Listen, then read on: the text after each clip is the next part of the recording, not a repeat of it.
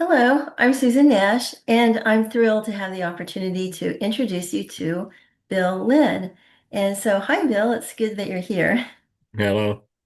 And so, I'm going to read your bio, and again, apologies in advance for mispronunciation, but I will try.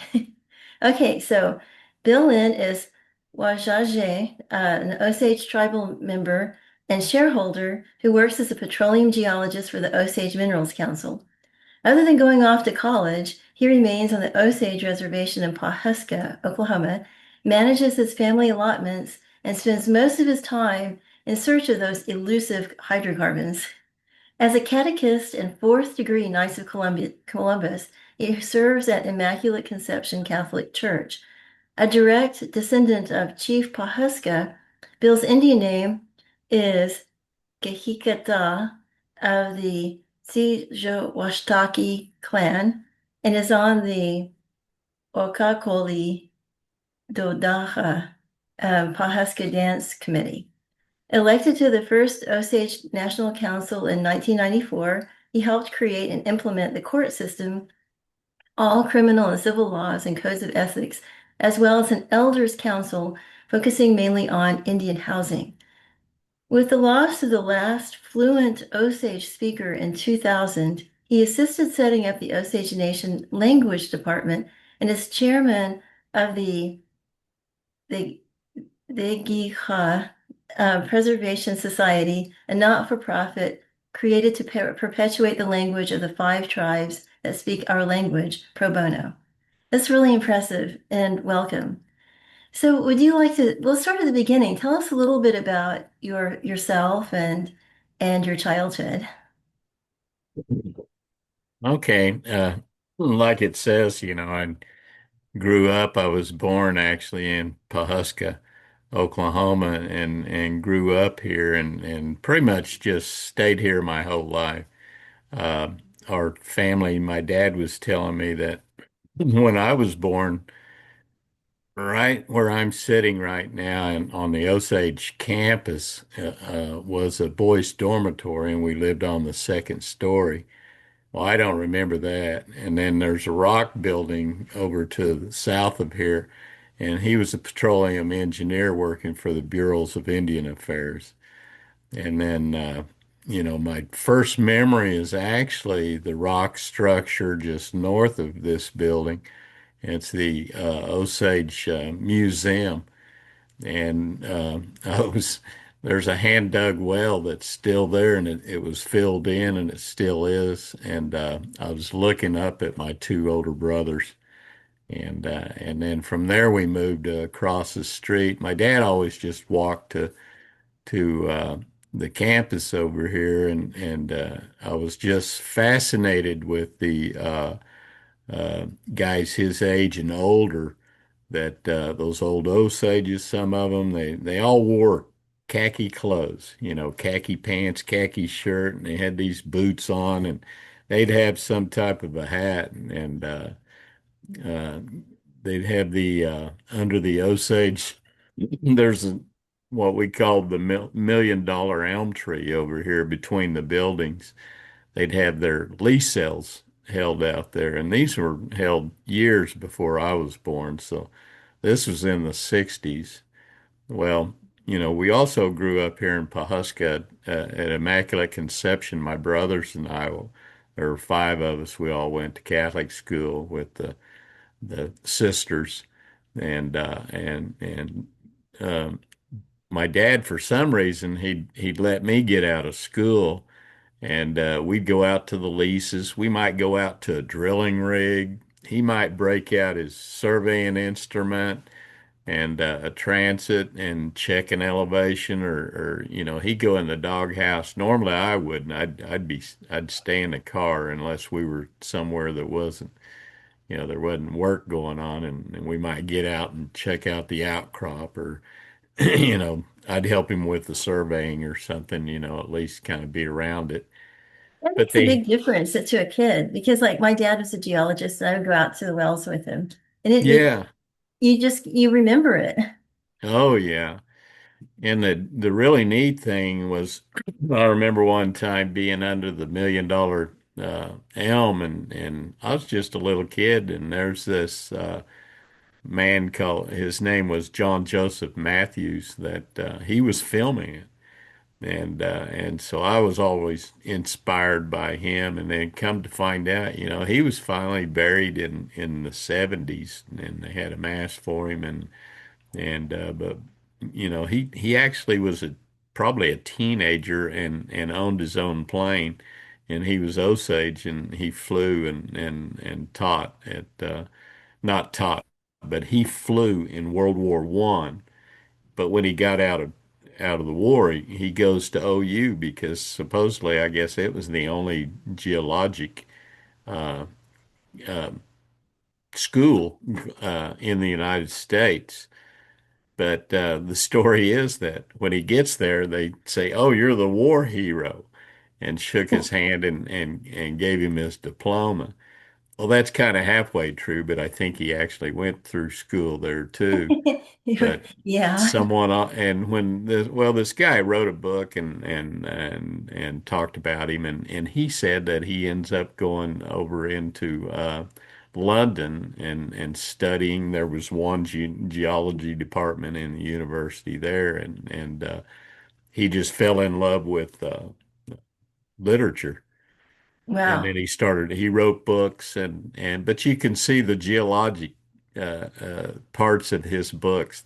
He talks about glacial systems, and there's a Oh, lot of wow. I geology would in have to there check too. those out. Yes. Yeah. What is his name again? John Joseph. John Joseph Matthews, Okay. and he Wow, wrote that's several great. books, and Hmm. so I asked the author of his biography. I said, "So what religion?" Which I knew he was Catholic, and he said, "Well, I'd say he was born Catholic, and he went through the Catholic school in Pawhuska, but yeah, he's probably religion. He's probably more a pagan when he went to college, and then but they buried him in with a Catholic mass, and Well, that's I was good. pretty happy to hear that." Yeah, that's good. Wow, that's so interesting. Well, I mean, yes, the University of Oklahoma had the first college or school of petroleum geology. And that's my dad went there just because of that too, because he was originally from Vermont. Hmm. Yeah. Anyway, so you went to Catholic school. Was that in Pawhuska? Yes, yeah, we had a Catholic school here. I went through the fifth grade in 1969, and then they closed it after that. Oh, that's a shame. Yeah. So where did you go to school after that? Yeah, went through elementary school and but always of course kind of did full circle, kind of left the church a little bit, after I got older, but went to high school here and then Hmm, uh, went to college at in Stillwater. I went to St. Gregory's College actually first for 2 years. that's And wonderful. yeah, that was like 76 to 78. And that was really a great time because I was able to work on drilling rigs at that time period anytime I wanted. It was full time Wow. in the summer with maybe one day off. Wow. Wow. And so that was a fun time and exactly what I wanted to do anyway. That's amazing. That's really great. Yeah, I remember when I was an undergraduate one summer, I got a summer job in Tulsa at the Amico Research Center working in the core lab. Oh man, yeah. Yeah, it was interesting.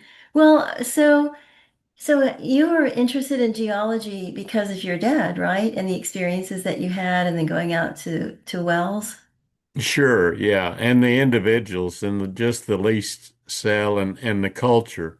It's Mm-hmm. always been part of our Osage culture here is the Osage Mineral Estate.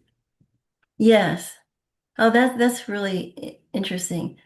Well, so in your biography, you talk a lot about being dedicated to preserving the language. How exactly is that done, and what does it look like? Yeah.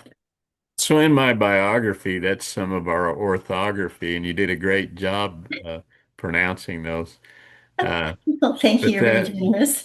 the that was our one thing that when you grow up in the 60s here, it was a fascinating place. And there were, the office buildings were full, and even the garage apartments would have an engineering firm or accountants or, it was all oil and gas.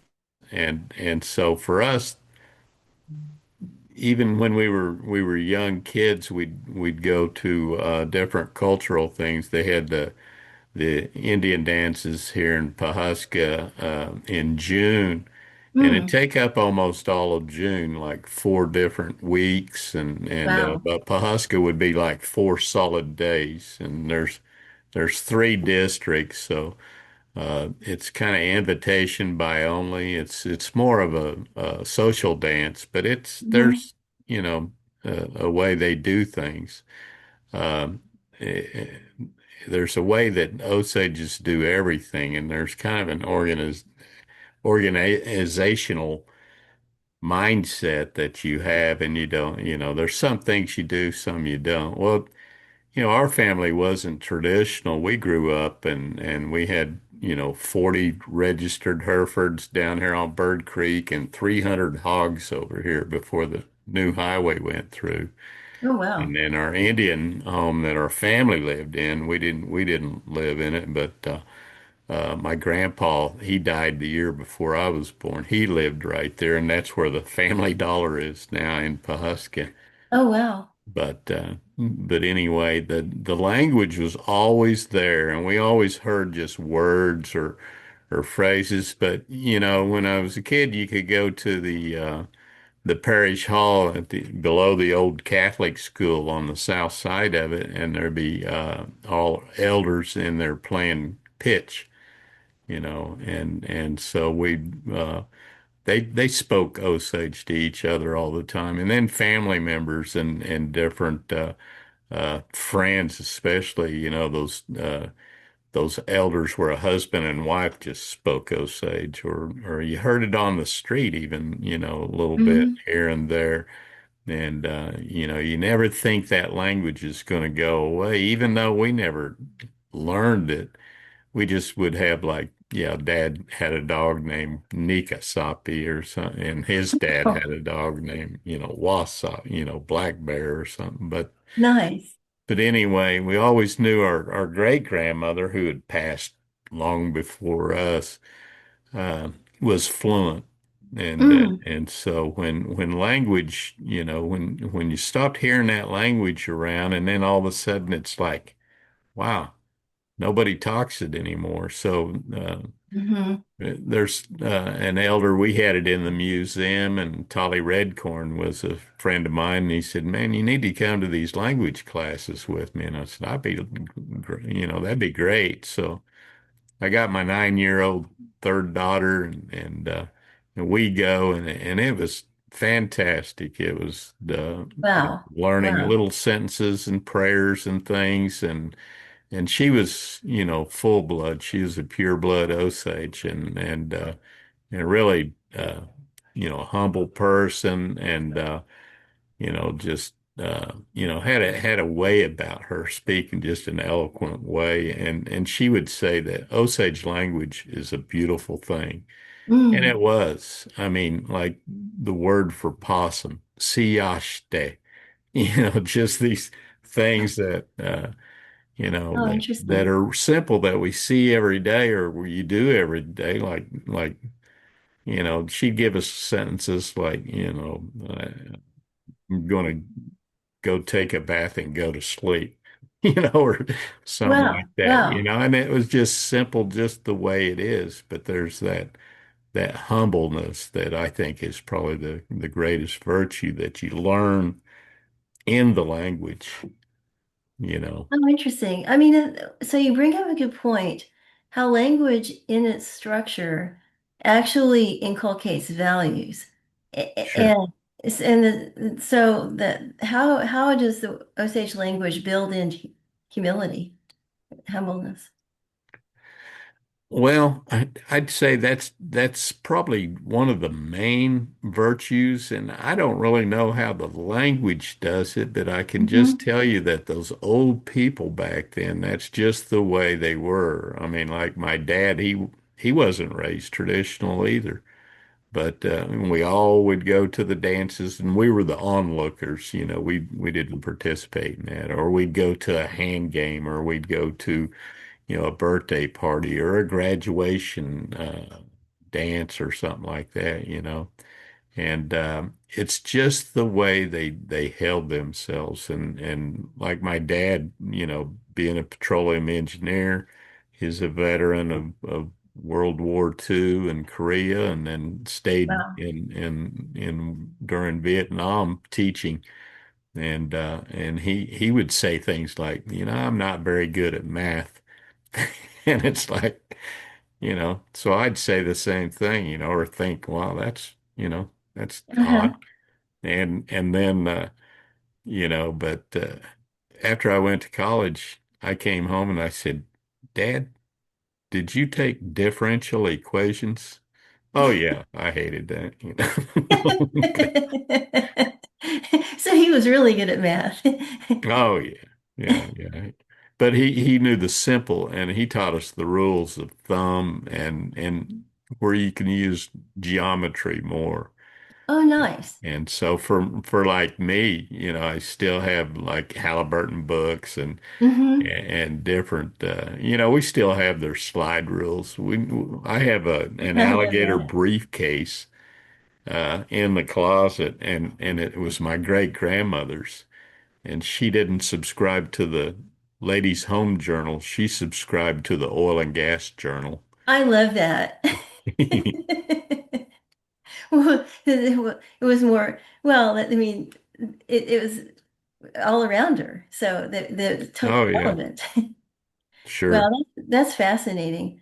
Well, I think, one thing about languages, so I had to take Anglo-Saxon or English, so Old English as a part of the requirement. And the interesting thing about that is that you can start seeing the social order and how it was through the language and how people thought. So the word for ocean was whaleway, and they call it a kinning because they're like two concrete words that come together, and and then you say, "Oh, whaleway, okay," and so then it gives you a mental image, and so you're just a grounded concrete thinker with but then very metaphorical too. Well, then that got mixed with later got mixed with French, Old French, when during the Norman Conquest, which was an abstract type of language. Mhm. So when we speak English, we have those two kind of blended together. So Right. so of course we have flexibility or we're just confused. You sure? But I think the thing about Osage, it sounds like it's very nature, focused on a lot of things that refer to nature. Well, it's more of a, it's kind of from the outside looking in, which is, Hmm. I'm still there. It's tough. But like, I'd say something like Walwehoing. That Wahoing actually is kind of like respect. The Oh, greatest form of respect, though, that you could show somebody is like uh, calling them grandfather. oh, Weedsika, how my interesting. grandfather, or something like that. And then like, Hmm. I don't know when you say humble, that's in English, but in Osage, probably the closest word, and I'm no authority or not qualified to even talk Osage, but it'd be like wachpai, and it's got that glottal wachpai, Oh, hmm. and but that's kind of a shortened version of wachpabe, and which is more like, if you hear somebody translate, they'll say, I'm pitiful. Oh, how interesting. So if you have those things built in and that sense I mean, it just changes your sense of identity. I mean, and of course, obviously, I know nothing about it, so I'm just guessing. But I mean, but thinking of the languages I've learned and over um, when you build in that, then it changes your sense of self and also how you relate to others. Hmm. That's Sure. that's so valuable to preserve. I think it's really important. It's amazing. It's great that you guys are doing that. Um, Yeah. Yeah, who? we had some fluent speakers, but we say that uh, our last fluent speaker passed away in 2000, and we used to say Wajaji ia we onkahipe. We got that one fluent speaker, and because she was the one that was uh, teaching. I mean, Oh, and those elders, they're humble and they're eloquent and they talk, but they could bawl you out in a heartbeat too. I mean, it was so fun to be around them. It's like, you know, Fridays is a time when you might want to go to their camp during the dances over in at their district and Juanile, Tompai, I'm going to take a gift over there. Well, it's like, where were you Friday? I didn't see you. oh, how funny. That's interesting. Well, Yeah, so who are the speakers now? Or oh, I know I was going to ask, were they able to ever record the recordings of the fluent speakers? sure. Good. There's a lot of recordings, back and forth conversations, and Mm, I think there's a lot that were taken to the Smithsonian, mm, and I know they had those disc or those cones or mm, tubes or mm, whatever. And then we had a lot of that. And once we got into the language, there's probably six of us that kind of stuck with it. But then mm-hmm. there's also classes going on with maybe four different areas, older people, younger people, and combined. So back when we first started, there were about 40 of us all together that showed up in the council chambers right down the hall here. And Wow. we formed our language department and eventually we started meeting and the nation there was an individual, Jerry Shaw was on the Congress, and he called the meeting and he invited anybody uh, teaching language or learning language, and so there are about 40 in the room, and so we helped set up the language department and actually got to do the budget and everything and resolution for them and then picked a language director and it was a vote too, and Oh, there was wow. a few people to choose from and we're fortunate now to have our director. He's part Quapaw too, who speak our language. So Oh, this nice. this nonprofit is Begey Hall, and that's like one old Ponca man told me that was to him that meant our allies, our allies, Oh, those nice. people on our side. So he said back then somebody would stand up and say Vegi Hamashe, and everybody on our side, and then start talking. Mm. And so that's what we call our Begey Hall Preservation Society, and it's a nonprofit for the five tribes and anybody else interested. That. Oh, that's really interesting. So, okay, so switching gears, and I don't know, like, I'm curious, I don't know. I know this is totally cold, and I'm just asking you off the cuff, but do you ever do any dances and do the Osage have like special, like, typical regalia that's Yeah, so our dances are in June, the main one, and they call it the Ilonzka, and that's like there's always that eldest son. So that I think that word is primogeniture, which okay? mostly refers to like kingships. and we're Okay. going to leave everything to that oldest son. Mm-hmm. I think that's kind of where that word, is actually European in nature, but that's kind of describes. So it's always, you want the best for your family, but that oldest boy, it's like he's like we call him Ilompa, you know, Oh, and then your second son is Shonka, and then your third son, Gaji, I think is the name, and the rest of us are all just a box of puppies over there. But everybody's important. Your whole family's important to you, and then same thing with the girls, and there's really no word for brother, uh, oh wow. but no word for cousin. And for brother, it would be like, that relationship with that oldest brother, but it's got to be, are you a guy speaking or a girl speaking, how you address them or how you refer to them too. So, Oh, that's interesting. So, one thing in the language that mhm. it's interesting that the word to eat and the word to consume are the same thing. So Hmm. for us, it's like, maybe it's something they were just reading before written language, maybe sign or something, while you're out.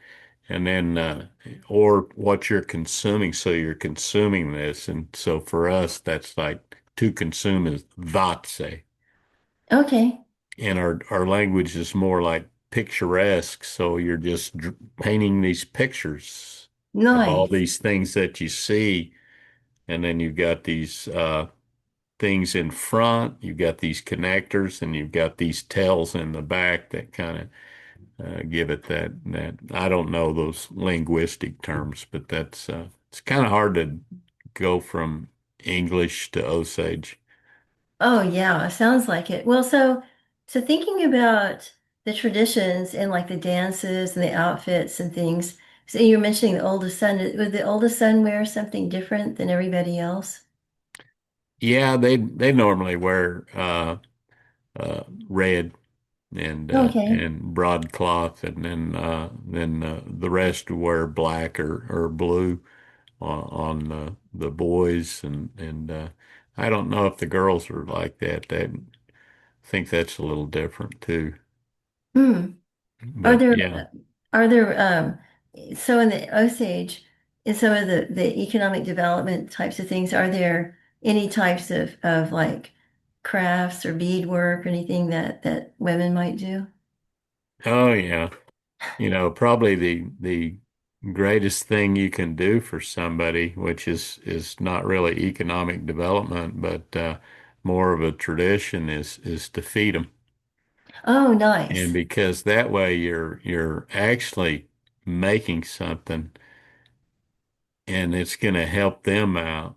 And it's probably the most, it goes way back then. It might save their life, Mm-hmm. you know, and That's and true. so and then you have to make eye contact, and you know you're actually spending time with them too. Mm-hmm. So that's kind of the greatest thing. And then of course there's the people that make the best meat pies or the best meat gravy, and all three districts are a little different. And then the families, there's certain ones that, they're the greatest at beadwork, or they're the greatest at Mm-hmm. finger weaving, or making moccasins or Mm-hmm. suits. And they got this ribbon work too that they, Oh, the that's men are beautiful. different than the women, and you can tell. Like at Immaculate here in Pawhuska, or Catholic Church, our grandparents went to the Munich Art Institute Mm. and got special dispensation from the Pope to depict living people in the window. And so Oh. that's kind of a codex there too. You can see, what their state in life is. Is this a married girl? Is this a chief? Is this, just from what they're wearing, and it still pretty much holds for today too. That In sounds in really June, the way beautiful. we dress, so it's But But you can they, see that in the stained, so just to back up a little bit, that's in the stained glass in the, yeah, yeah. So it's wow, wow. permanent and it's beautiful, and the whole church is really the iconography, and there's fantastic. But that's probably the jewel because when I think they actually did those off of photographs, Mm. and they depict about 11 different people that are identified. And in Pawhuska, there were 90 families that pretty much, and 90% of them were pretty much Osage that were part of Immaculate. And it's still like that today.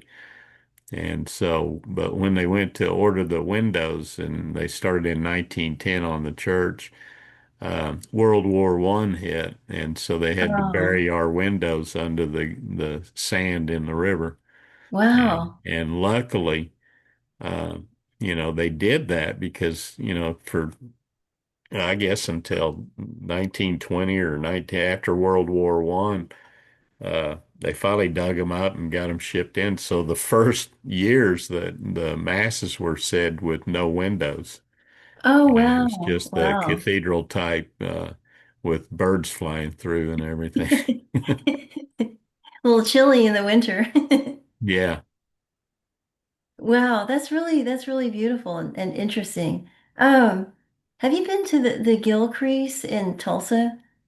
Oh They, yeah, yeah. yeah, Gilcrease is great. Yeah, that's in Osage on the reservation, and Thomas Gilcrease was the collector. I think he was married to an Osage, and he has great artwork. We'd sometimes go to Gilcrease or Woolarock, and so Oh, Thomas wow. Gilcrease, he was like the oil man back in the days, back in the 20s. And then some of his artwork would be shown, and then some of these guys that artists would come to Pawhuska and have a showing too. And then there's also like Woody Crumbo. He said, "So you guys are oil finders, huh?" And he's at my dad's.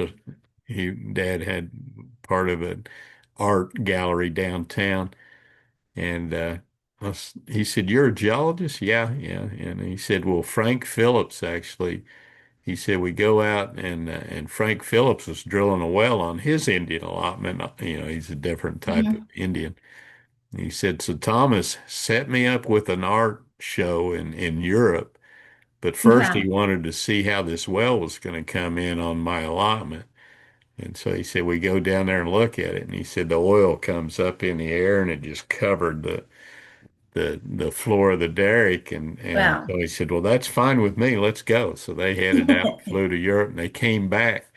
Well, he said that they lost the tools in the hole and Uh-oh. had to plug the well. Oh, no, while he was away. Well, and back then, sometimes if it didn't shoot over the crown, they just go ahead and plug it. Isn't that amazing? Yeah. Yeah. Well, yeah, I've been to Woolarock too. Now the Gilcrease, I guess, is still under construction, remodeling, but they still have the online. So Oh, that, yeah. yeah, and I love the moccasin collection Oh, and yeah. all the art. For us, it's okay. We'd do immersion, and Woolarock was a lot. We liked that a little more because you go down there in Gilcrease, and they take us downstairs, and there's all these drawers, and Yeah. and for us, it's pretty tough because some of our relatives' stuff is in there. And Oh, some of oh my these baby gosh. moccasins and different things, it's like, you don't know exactly what's going on here. So you Oh, really don't want whoever that spirit is following us home or anything. And oh my gosh, I hadn't thought of that. so I'm it's always, like, but it's pretty wow. cool because you might see a set of moccasins that are like 18 inches or but at the same time, they bring out here's a bundle that, they set this thing aside years ago, and then here's this other thing that's actually your great uncle's stuff, and it's like, Oh, oh, that's surprising. But then they might have like a headdress, that, uh, hmm. you know, one of the elders said, "Yeah, I wore that thing in a parade downtown when I was a kid." Wow. You know, but Wow. Little No, that's Rock's a little different. They didn't. I don't think he collected those family items as much as, it's just artwork that they hang on the walls. And right, right. I remember that. Yeah. so for us, it's like, if you come to my house, you might see an otter hide hanging over a door or something like that. But if it's, we don't see it as artwork. If it's something uh, useful, then give it to somebody that can use it, Mm-hmm.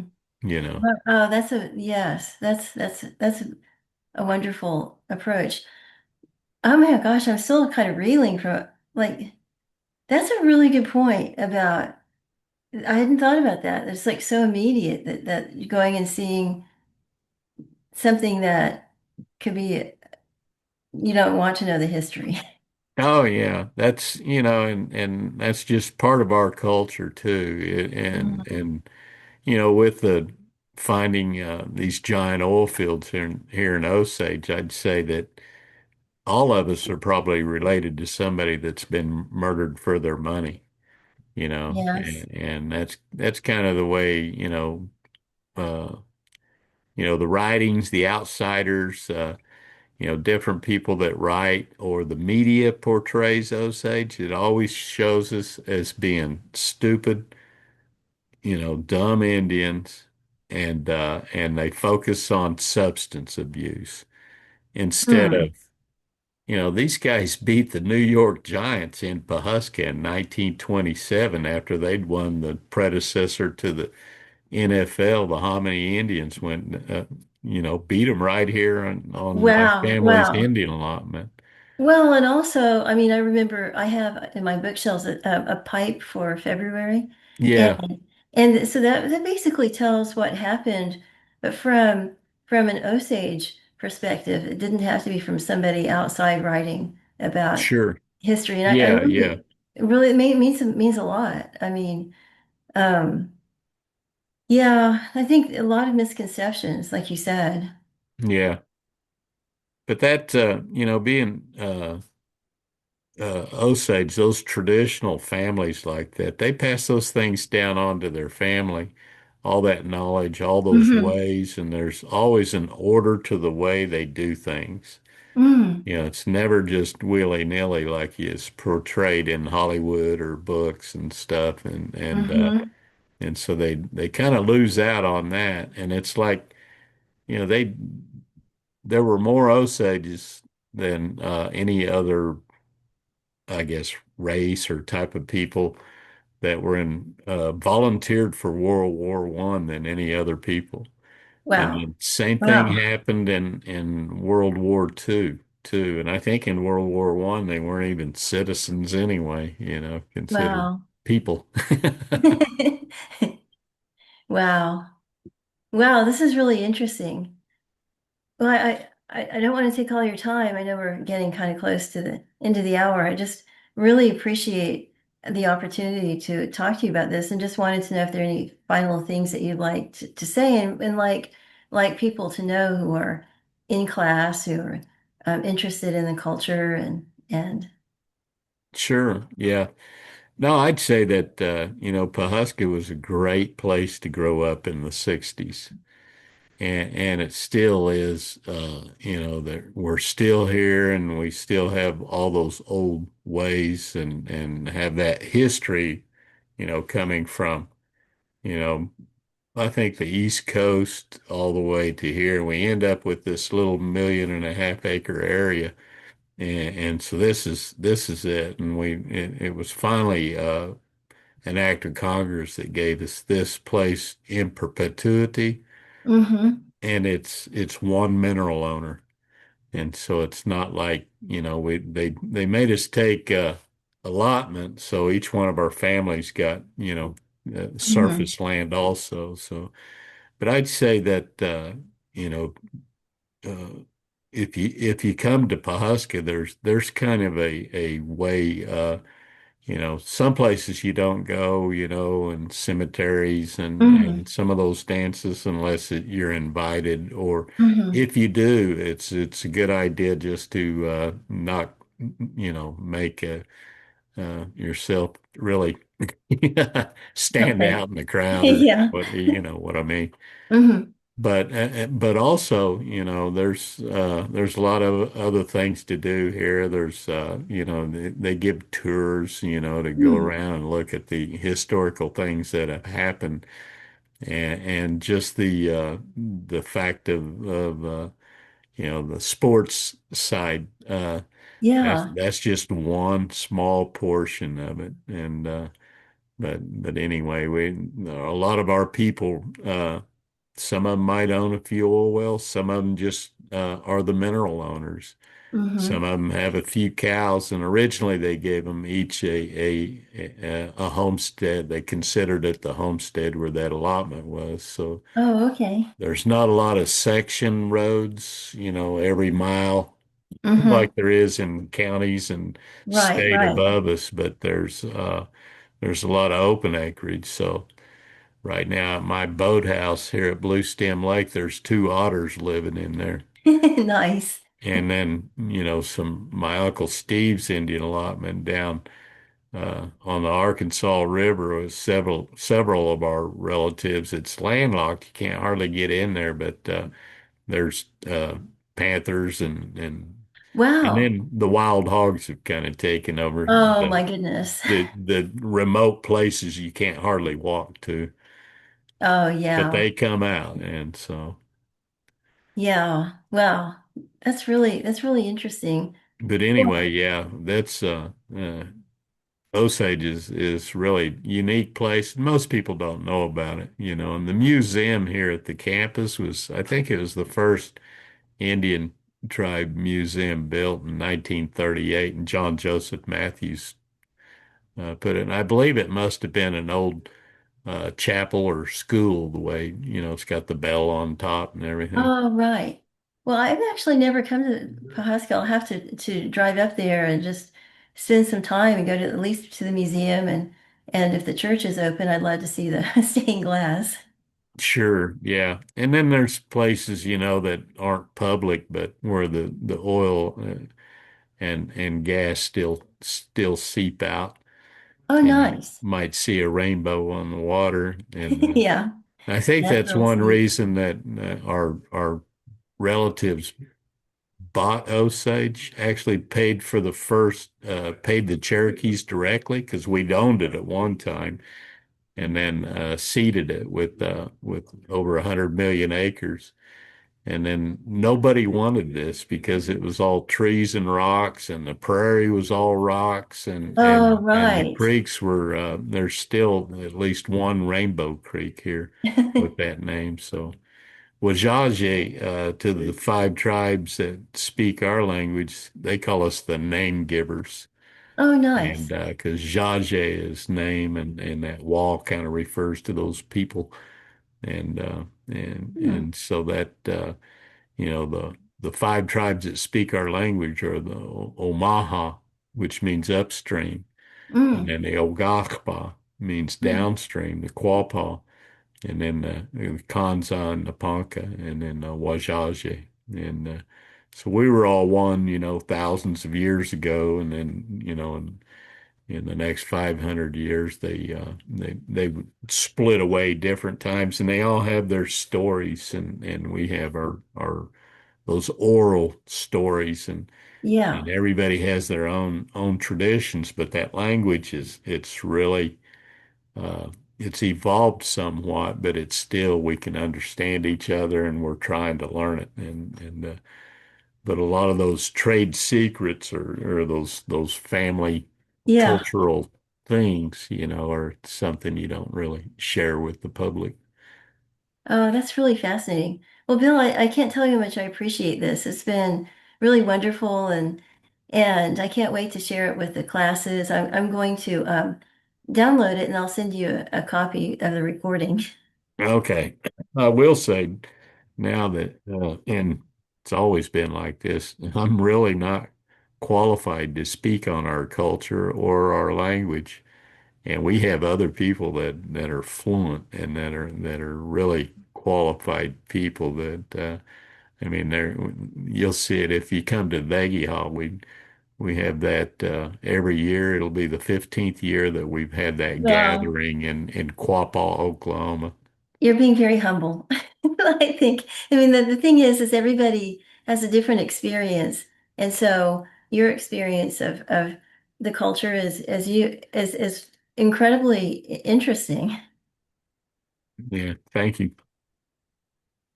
But yeah, I appreciate that. And, and yeah, I would love to know more. So, thank you. And anyway, well, I'll follow up and thanks again. Okay, you bet. Thank you, Susan. Bye. Okay. Bye. Yeah.